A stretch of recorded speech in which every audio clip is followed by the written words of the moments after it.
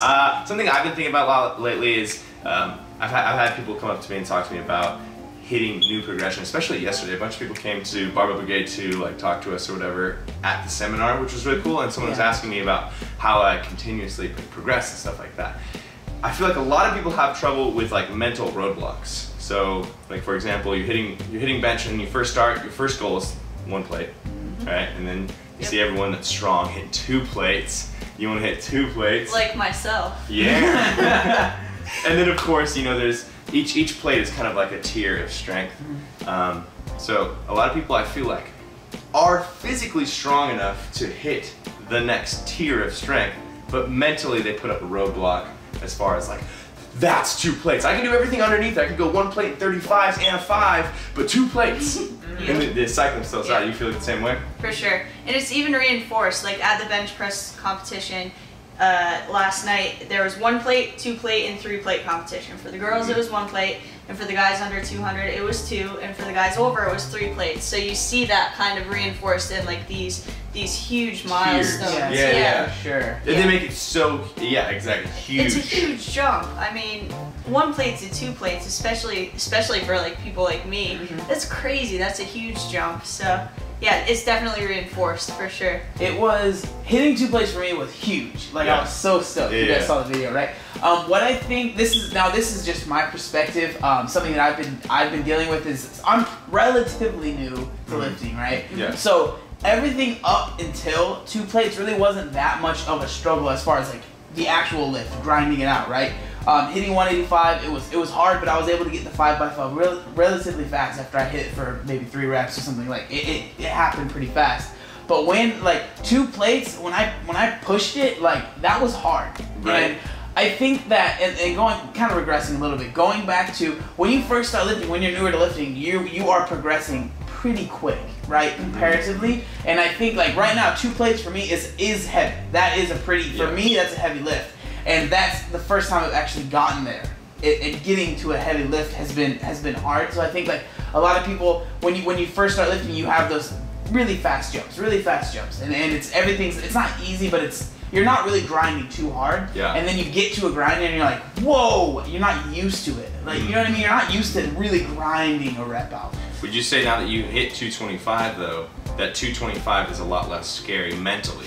Oh yeah, definitely. To like go out again. Exactly, yeah. I think I would be able to hit it. Like I'm obviously I'm not gonna test out my max every week. You know what I mean? So I'm not gonna be hitting it again soon. But I feel like in my head I know I can, and that's such a big deal. And I know it sounds cheesy, but like if you believe in yourself, if you think you can do it, then that's like such a big part of the lift. Right. Any lift, bench, squat, dead, whatever you want to use for sure. Yeah, that was like 135 on the bench press for me. So it took me, I would say I could have benched 135 for at least 2 months before actually hitting it for the first time. And like as soon as I hit it, which that's a whole nother story. It was at like 3 a.m. just out of nowhere, just decided to do it. But as soon as I hit that, there was never a time where I went to hit it again that I missed. And it's such a confidence thing. And you know, you might think, yeah, you're always progressing, but you have good and bad days. And even despite that, like I knew I had hit it, so it wasn't scary to me. And just ever since then, it was working up the reps and not worrying about dropping back below that if I was going for heavy, like double or triple or something like that. And it was immediate. And I also noticed that when I was working up to it, I would be able to hit more reps using, like, building up those bumper plates that are like the same shape. I kind of used that to trick myself mentally. So more like volume on the bar. Yeah, I would stack like 10s and then a 5, and that was kind of how I finally worked my way up to it, because those bumpers are the same exact size, and it sounds kind of silly, but I had to trick myself. Kind of. And I mean, it's a silly way to do it, but if it works. I feel like it's mental hypertrophy. Like you have to build your strength and size. I know, right? Mental hypertrophy. Flex that brain body stuff. Jimmy Neutron with this video.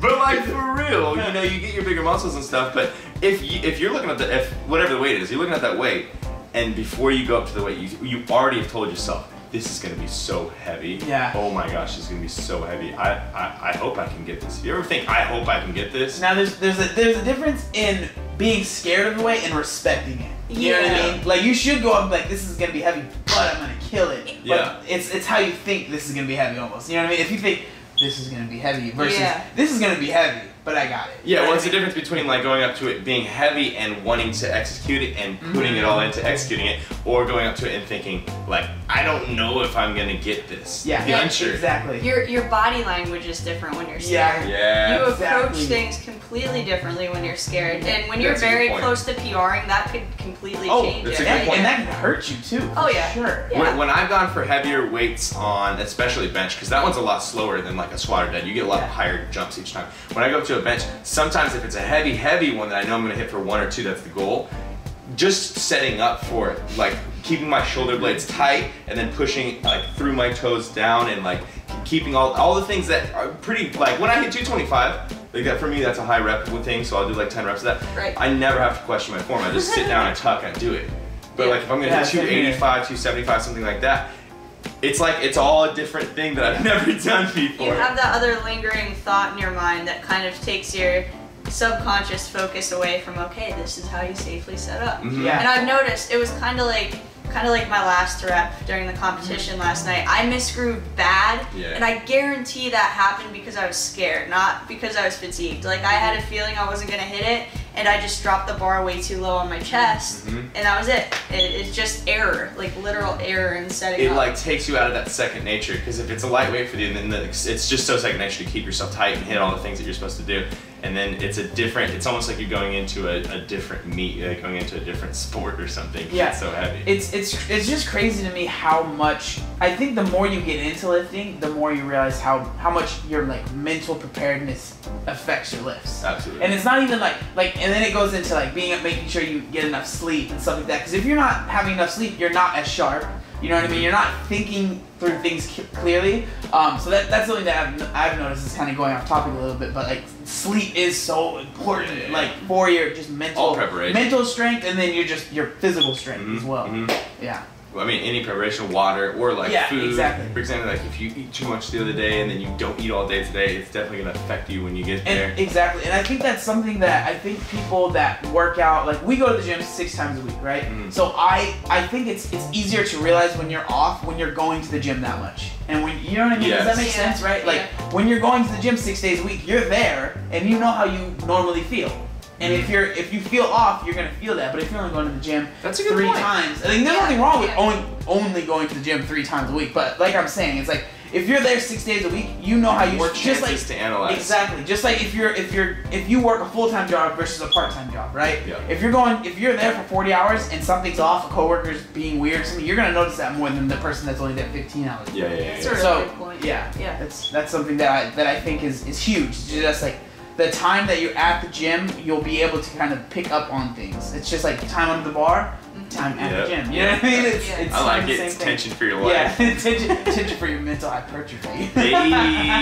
So now go back to with Chelsea. She said that you said once you hit 135, now it's a matter of how many reps you can do with 135. Not so much like whether you can hit it. Oh yeah. And if you're in a situation where you're wanting to like work up to that, I really would suggest stacking on weights that equal the same thing that you're going for, just so you don't have that added like, oh, it's a plate. So like, like whole nother wheel. Yeah, so you could do like a 25, a 10, and like 2 5s, and it's this little tiny thing, but it weighs the same. When you're laying down on the bench too, like when you're looking down, all you can see is that one plate because everything is hidden behind that. But if you have 2 big plates, you can definitely see both large plates. Yeah, it's a lot less intimidating, especially for females, because obviously, especially on the bench, like we progress so much slower. A 5-pound jump proportionally is so much more. Yeah. So you really need to use like those little like tips and tricks sometimes to get yourself up there, especially if it does get in your head. Yeah, exactly. Like it's just mental. It's just funny how like talking about this, even just this short time we've been talking about it, how much the mental aspect really does matter. It's seriously so huge. And like tricking yourself into getting more reps. If you can trick yourself into getting that rep, after you've gotten it once, you are then from that point on, there's no more unsurety because then you're just trying to hit it again. You know that you can hit it at that point, even if you're not sure if you're going to this time. You know that you have before, so that your body, like you're not questioning your body's capabilities. Then you're just questioning that day's ability. Yeah. You know what I mean? Yeah. You know what I mean? Totally agree. Is there anything else you guys want to add on this? I think we've kind of covered a lot. I would just say, make sure you get that mental hypertrophy in, get that big brain. Nickname Jimmy Neutron. I just love that. I do want to harp on that tip though, especially for females. Seriously, like if you are going for something like 135 on the bench where you could really play around with it, stack the plates up. It helps. Like if it's gonna make you progress faster, it doesn't matter if it's silly. Like it's going to help you. So. Yeah. And it definitely helped me when I was working up to it. Yeah, I think that's a really good tip. And just don't stress people, like what they might think of you. Like if someone's like, oh, that's stupid, they're using all those plates, it's just 2 plates, why don't you just use another plate? Don't worry about what they're thinking, worry about what you're doing. You're trying to get your stuff, get you boo-boo, get Jimmy Neutron on. Alright guys, so I hope you enjoyed this other style of video. Hopefully we'll be able to do this more often in the future when ChelseaLifts comes down more often to California to visit us. I like how you made that like a sure thing right there. Yeah, yes. When you don't have I come down, that's gonna happen. I'm excited. No choice in this matter. There's no choice. Next month, when you're down here from this time to this time, oh, so here's your plane ticket. Thank you very much. Really, you don't even live over there. You just check in over there and then come back to California. I guess in fairness, I've been here like 4 times this year. It's So. been a lot. It's been a lot. It's funny. Right. If you guys haven't checked out both of these guys' channels, ChelseaLifts right here, Obese to Beast right there. Both their links will be in the description below. So click them, look at the videos, and then subscribe if you enjoyed them. I hope you guys enjoyed this. If you did, thumbs up, comment, and subscribe. See you guys later. CT. Lift heavy or die MIRIN.